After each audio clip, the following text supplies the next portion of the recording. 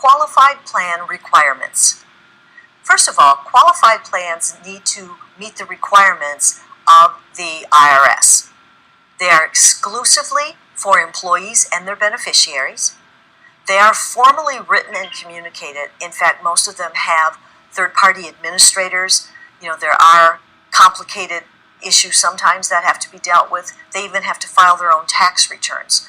So they're not for everybody, but they certainly are important for those who have them.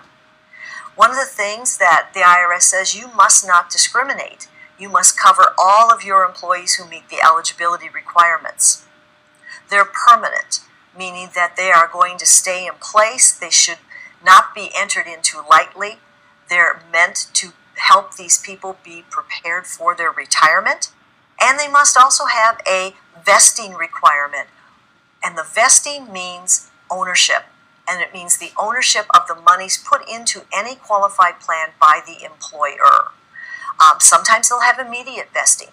Sometimes it'll be different. You wait a couple of years and you have no vesting, and then after a certain point you go from 0 to 100%.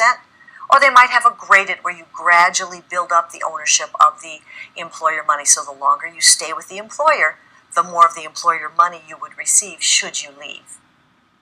Qualified versus non-qualified plans. Qualified plans have strict participation guidelines. Like, for example, you have to cover all eligible employees. Usually that means full-time, worked for you for X amount of time, be a certain age, things like that. Discrimination is prohibited, meaning that all eligible employees have to be covered. Employer contributions, the employer gets to deduct as a business expense anything that they pay into a qualified plan on the employee behalf. And employee benefits are going to be taxable to the employee when they take those benefits, usually at retirement time. A non-qualified plan means it doesn't have to follow the ERISA guidelines defined by the IRS. No guidelines to follow. They can discriminate, and oftentimes non-qualified plans only help to take care of the highly compensated, usually management level type employees.